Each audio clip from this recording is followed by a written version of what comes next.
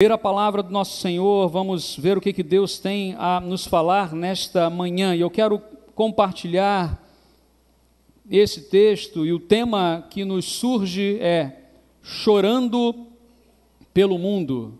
Chorando pelo mundo. Lucas, capítulo 19, versículos de 36 a 46.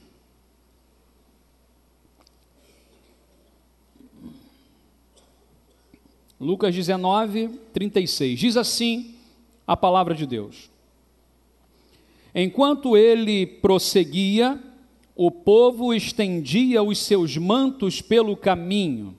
Quando ele já estava perto da descida do Monte das Oliveiras, toda a multidão dos discípulos começou a louvar a Deus alegremente em alta voz, por todos os milagres que tinham visto. Exclamavam: Bendito é o Rei que vem em nome do Senhor, paz no céu e glória nas alturas. Alguns dos fariseus que estavam no meio da multidão disseram a Jesus: Mestre, repreende os teus discípulos. Eu lhes digo, respondeu ele, se eles se calarem, as pedras clamarão.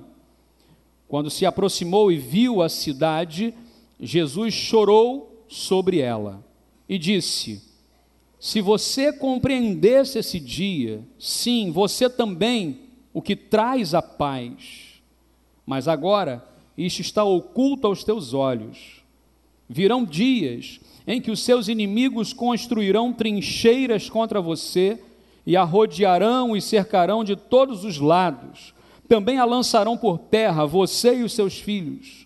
Não deixarão pedra sobre pedra, porque você não reconheceu o tempo em que Deus a visitaria. Então, ele entrou no templo e começou a expulsar os que estavam vendendo.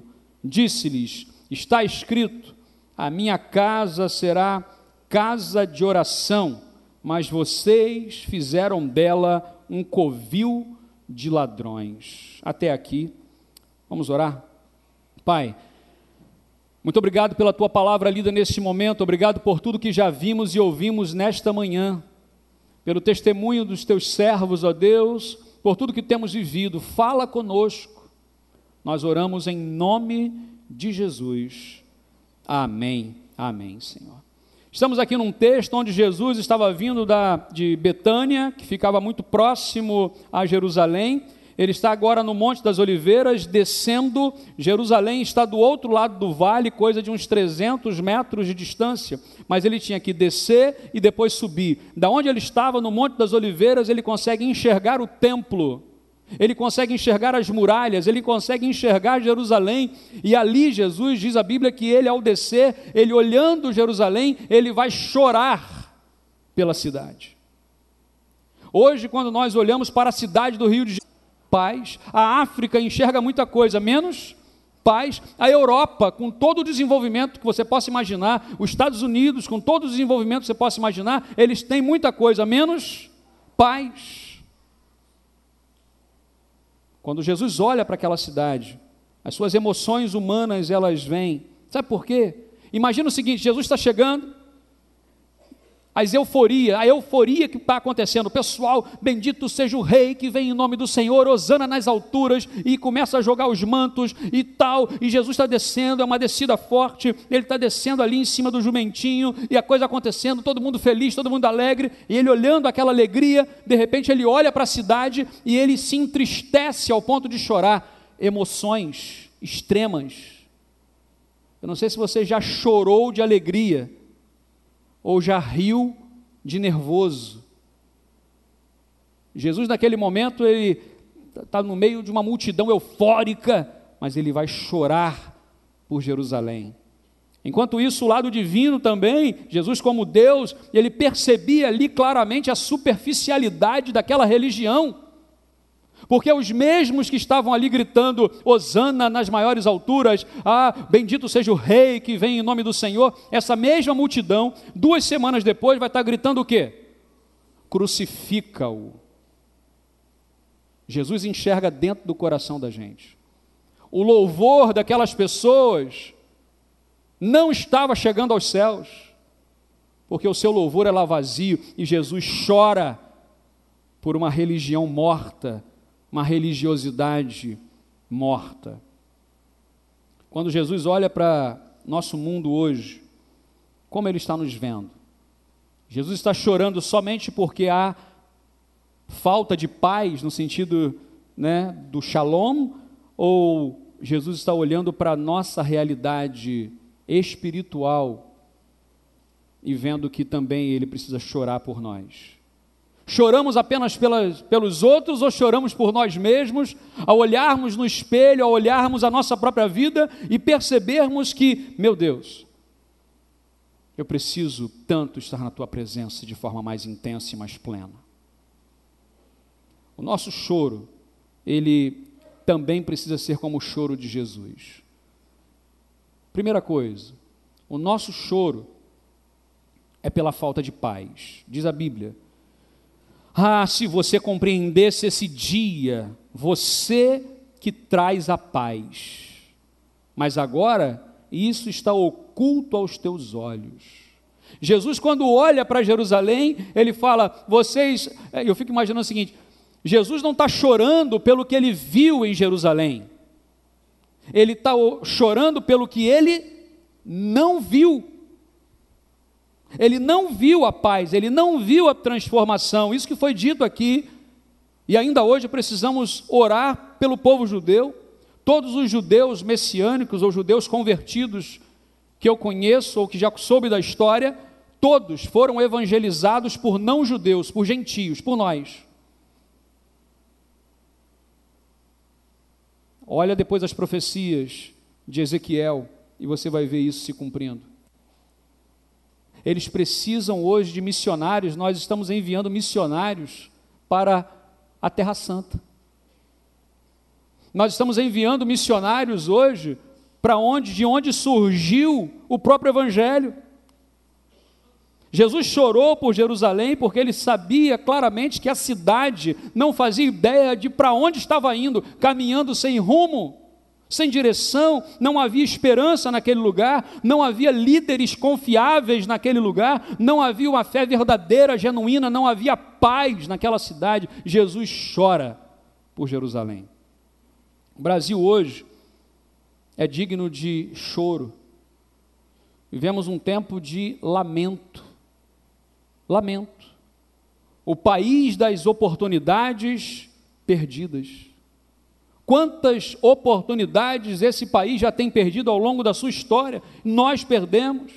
Estamos perdendo a esperança. O povo brasileiro hoje, nem para a Copa do Mundo o pessoal está animado.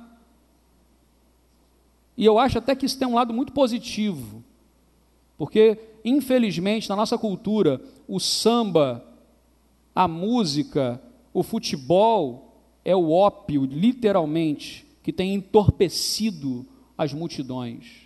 Tudo está muito... Eu, particularmente, acho que, aí uma questão, opinião minha, João, que em ano de eleições não deveria ter Copa do Mundo nem Olimpíada. Tinha que inverter os anos, colocar o ano depois. Porque você imagina como isso é manipulado. A gente está tão preocupado com o quê? Com o nosso time, com o Brasil que vai para a Copa do Mundo, em quem a gente vai votar? Como é que está a situação política do nosso Brasil? Fecha parêntese, uma questão para você orar diante de Deus. O Brasil hoje precisa que nós choremos por ele. Jesus está chorando pelo país. Mas a gente não chora só pelo Brasil, não. Meus irmãos, chorar pela Europa. Quando você ouve o pastor Armando falando aqui sobre a França, quantos aqui ouviram a mensagem do pastor Armando? É digno de nós chorarmos pela Europa. Nós tivemos, meus irmãos, lá em Amsterdã, durante 2 dias, e eu fiz questão de procurar o lugar onde nasceram os batistas em 1609. Os primeiros batistas surgem em Amsterdã. Eles foram fugidos, na verdade, corridos da Inglaterra e foram para lá, foram acolhidos pelos menonitas, e ali então se reuniram John Smith, Thomas Helves e outros. Fui lá na casa, cheio de esperança, vamos ver, vamos bater uma foto. estava fechado, está lá uma plaquinha, nenhuma menção sobre os batistas, nenhuma menção sobre o Evangelho. O que nós vimos foi uma cidade extremamente secularizada, liberal, onde em muitas lojas podia-se comprar a cannabis em pirulitos, sorvetes. A região da luz vermelha, não é, onde a prostituição é legalizada, as senhoras têm sua carteira assinada, os seus direitos normais, e é a luz do dia, não há nada disso. Uma cidade linda, se você puder um dia visitar, vá, vale a pena, linda, organizada, tudo muito bacana, mas um povo que está longe, muito longe de Deus. A Europa toda hoje padece. Adianta ter desenvolvimento se há o afastamento de Deus? Eu pergunto, o Brasil está muito longe disso. À medida que nós caminhamos para melhorias, as pessoas cada vez vão se afastando de Deus. Olhamos para a Europa, chore pela Europa, chore pela África, chore pelo Oriente Médio, chore pelos Estados Unidos, um país que deveria ser o baluarte do Evangelho no mundo e que hoje se tornou o país mais secularizado do mundo.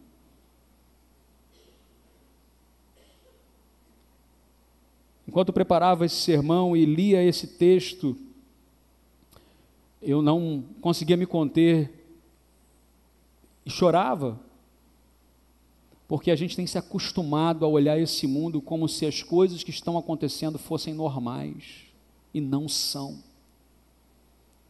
Precisamos chorar por este planeta, chorar por este mundo. Não há paz, não há paz.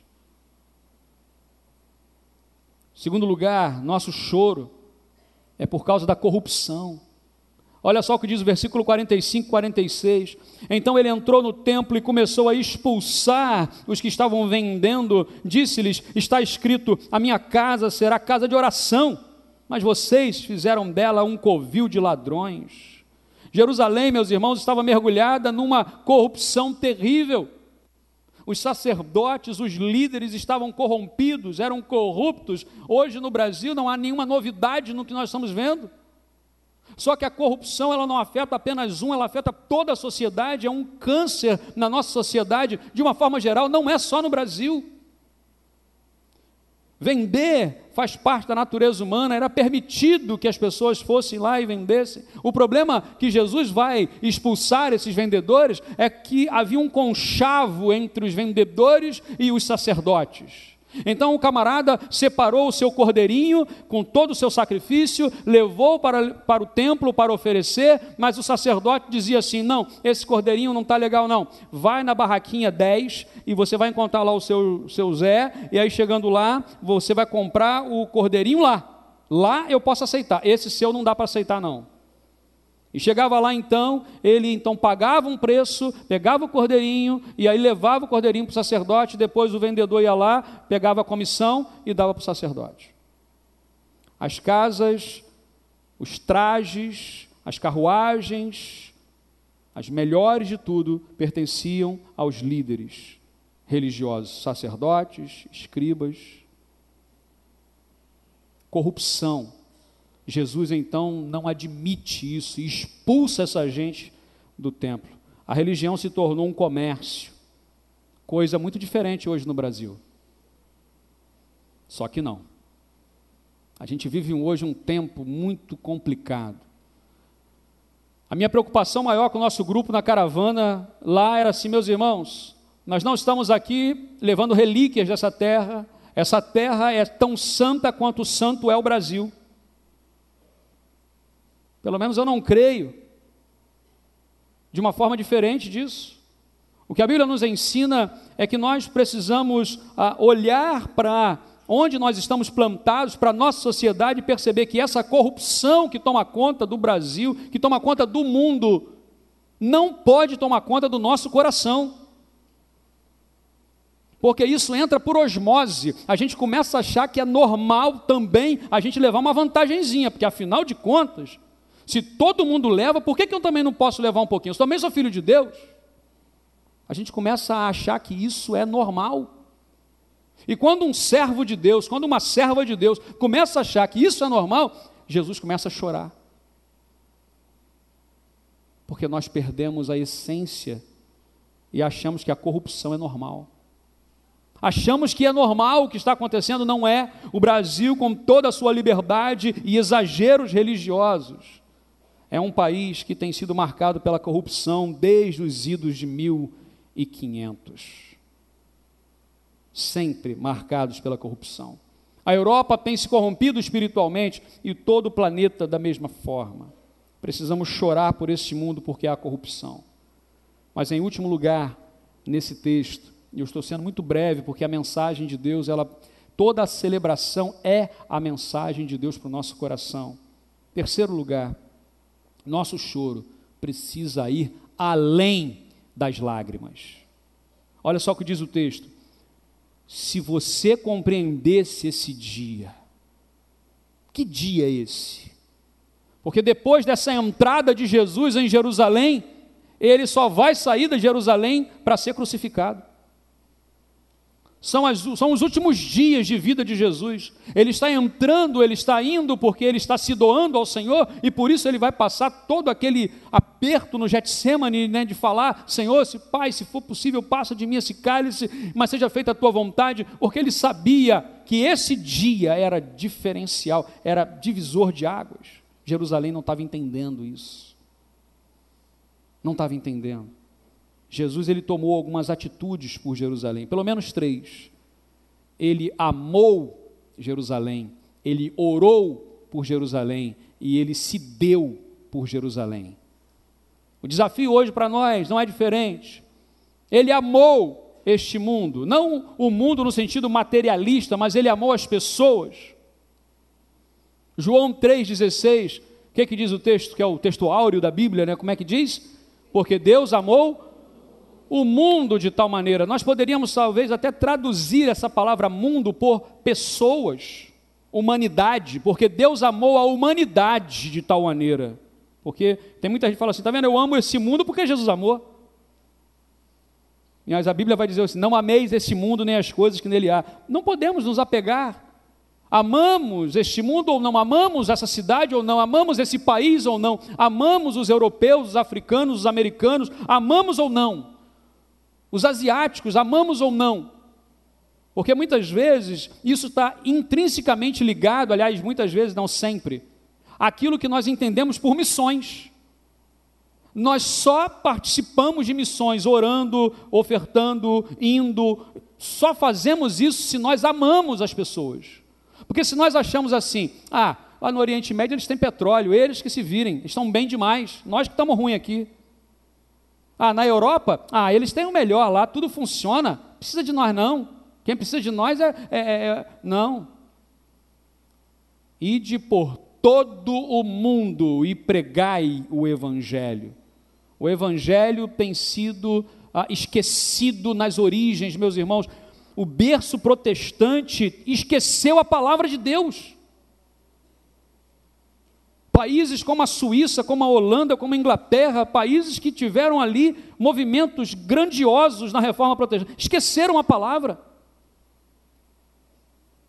E hoje, nós, mesmo tupiniquins, olhamos para este mundo com um olhar de misericórdia e graça, e nos colocamos à disposição. Nós amamos ou não amamos?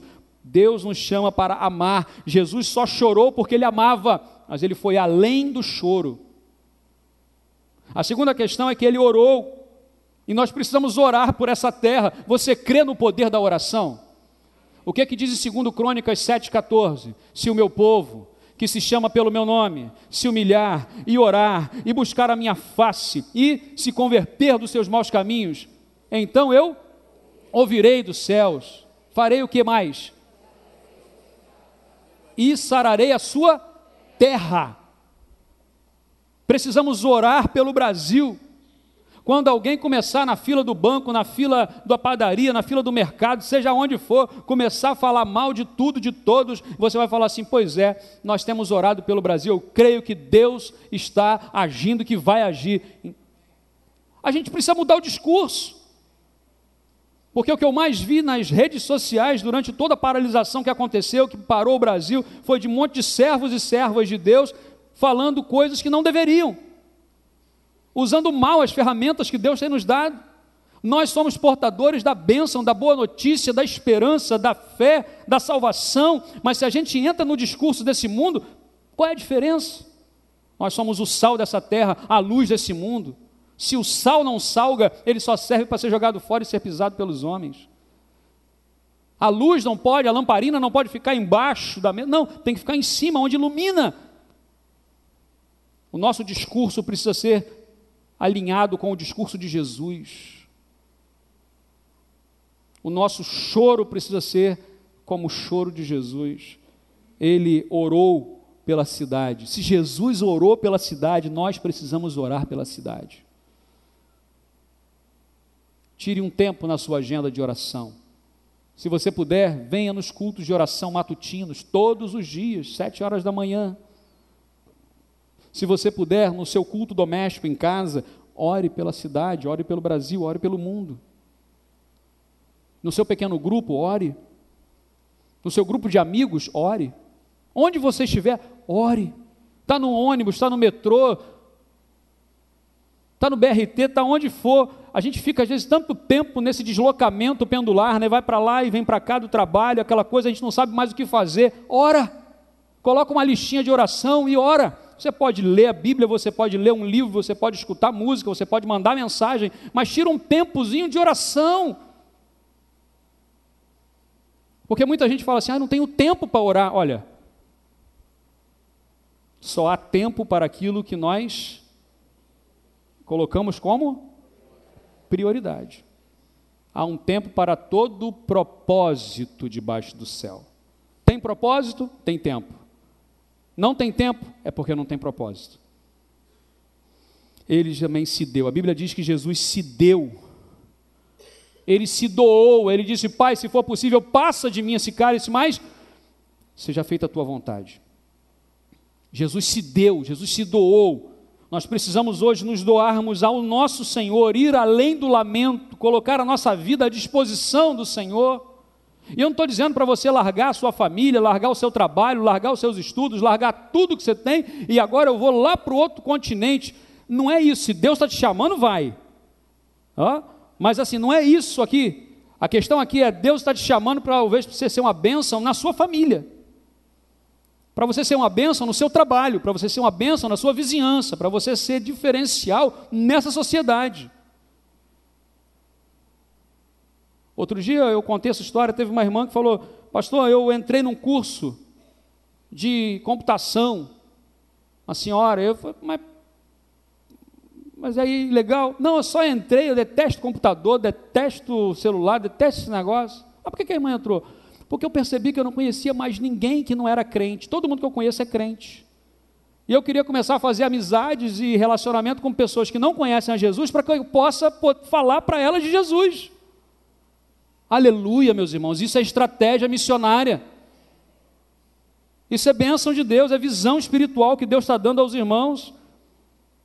Além das reclamações nas filas, além das conversas vazias, nós precisamos nos disponibilizar para o Senhor. Quando pessoalmente eu olho, eu tanto orei para que eu pudesse passar naquele concurso, passei. E depois de 14 anos, quando eu entendi claramente de Deus, você está dependendo de mim ou você está dependendo do seu serviço público federal? Dependo do Senhor. Loucura. Mas precisamos fazer algumas loucuras, entre aspas, porque é pela loucura da pregação que esse mundo será salvo. Quando nós saímos de Cachoeiro e viemos para cá, meus irmãos, entendemos que era o tempo de Deus. Era o tempo de Deus. Com todas as lutas, com tudo o que nós passaríamos, o Senhor estava conosco, o Senhor está contigo. A decisão que você tem tomado diante do Senhor não é em vão. Se você tem orado, se você tem clamado, se você está sensível ao que Deus está dizendo para você, coloque-se à disposição, doe-se ao Senhor. Pastor Humberto, nosso missionário lá em Angola, há 11 anos, ele foi para lá na época com 3 crianças, com 3 filhos, e o menorzinho ainda bem pequenininho. Todo mundo falava para ele: você é louco, o que você está fazendo com a sua família? Ele era um médico, meus irmãos, um ortopedista bem sucedido, financeiramente bem colocado no mercado, tudo certinho, um homem de Deus, largou tudo aqui no Brasil, foi para Angola para exercer a medicina lá, para cuidar de gente que ele não conhece. Ele amou Angola, ele se orou por Angola e ele se deu por Angola, e ano que vem ele está voltando para o Brasil depois desses 11 anos, e ele falou: sabe quantas vezes meus filhos pegaram febre amarela, que todo mundo tem? Nenhuma vez. Nenhuma vez. O pessoal fala: o que você está fazendo com seus filhos?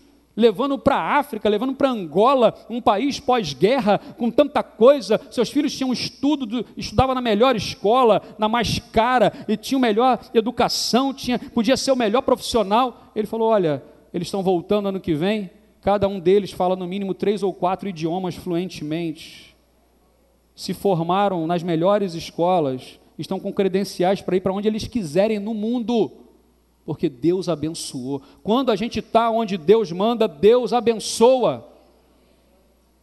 Agora, quando a gente fica onde não é para ficar, começa a apodrecer a árvore. Começa a apodrecer a árvore. Onde Deus está mandando você ficar? Quando nós olhamos para esse mundo, meus irmãos, nós precisamos chorar. Quanta necessidade nós temos. Quando olhamos no Rio de Janeiro, a gente esbarra em igreja em toda esquina. Você vai no Oriente Médio, você vai na Europa, você não tem. As pessoas perguntam: pastor, existe isso? O pastor Armando, outro dia conversando com ele, ele disse que foi numa loja, a pessoa perguntou a profissão, ele falou: pastor. Ela olhou: o quê? O quê? Não sei o que é isso. O que faz? O que vocês fazem? É mesmo? Existe isso? Gente, agora, na França, as pessoas não sabem o que é um pastor. Você vai em Jerusalém, 2% da população é cristão, misturando católico, ortodoxo, protestante, todas as ramificações que você possa imaginar.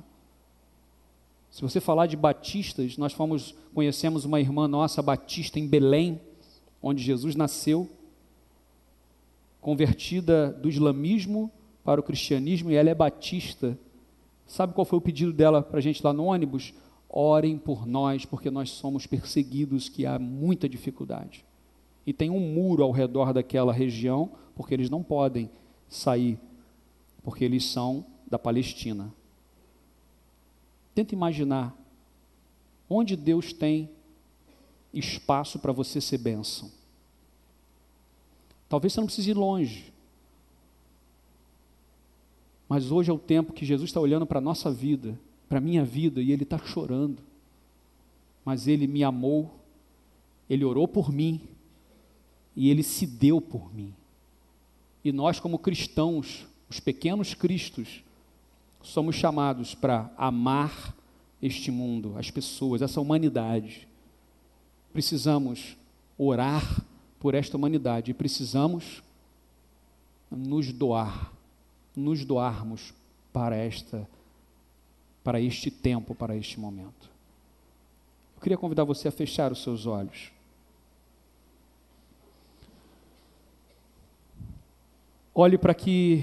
Ore ao Senhor Jesus para que Ele abra os nossos olhos. Jesus chorou por Jerusalém naquele dia e chora pelo Rio de Janeiro, pelo Brasil, por este mundo hoje. Vamos chorar juntos. Mas vamos além do choro. Vamos amar. Vamos orar e vamos nos doar. Porque eu não tenho tempo.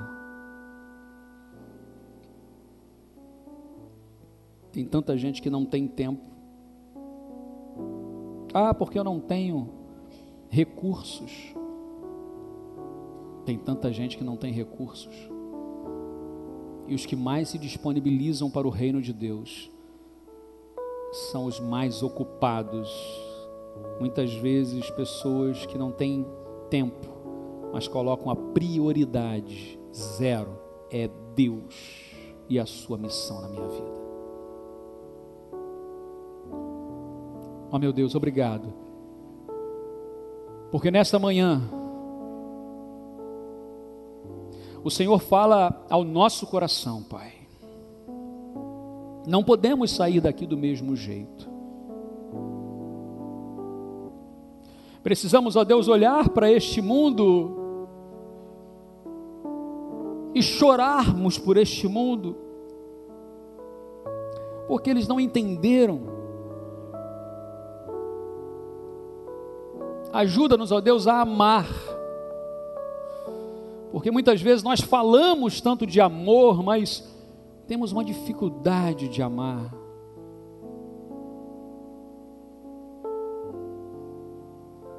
A gente prefere julgar, reclamar,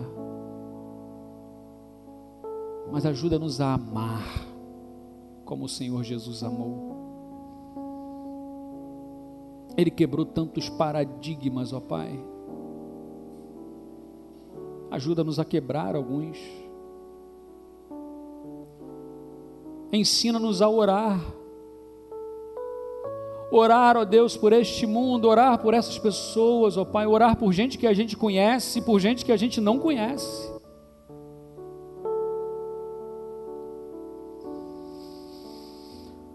Ajuda-nos, ó Deus, a nos entregarmos à Tua vontade, à Tua direção. A minha vida pertence a Ti, Pai.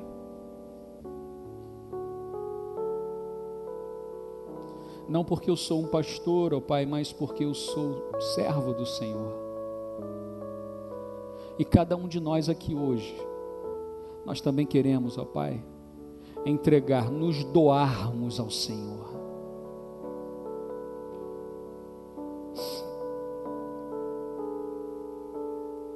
Traga paz aos nossos corações, ó Pai.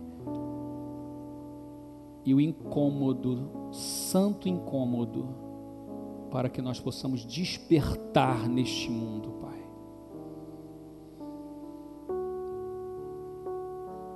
Cuida, meu Deus, do coração agora de cada pessoa aqui, em nome de Jesus.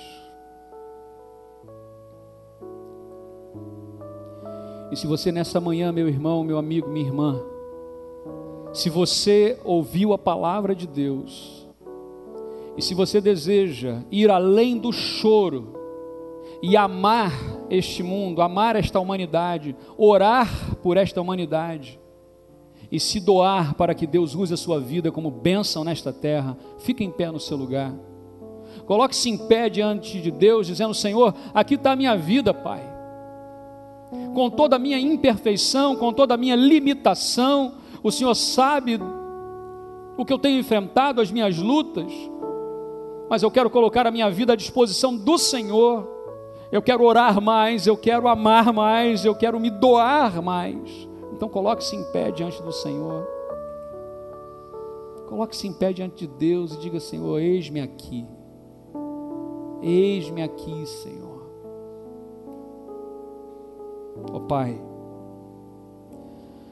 cada um que se coloca em pé está fazendo esta oração. E o Senhor conhece o coração. Não adianta, meu Deus, declararmos Hosana ao Rei nas maiores alturas, se no fundo nós não cremos que o Senhor é o Rei da nossa vida. Que de fato agora, Pai, estejamos declarando com toda a fé que o Senhor é o Rei da nossa vida. E bendito é o Senhor que vem, bendito é o Rei que vem em nome do Senhor.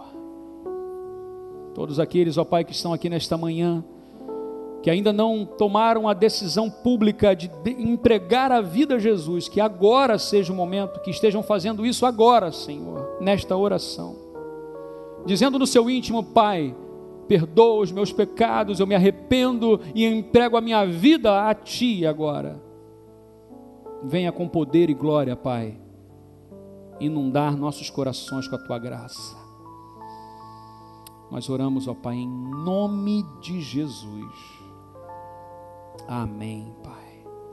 Fiquemos todos em pé. Cumprimenta a pessoa que está aí perto de você e diga assim: olha, Deus te abençoe. Diga isso com alegria, diga isso com fé.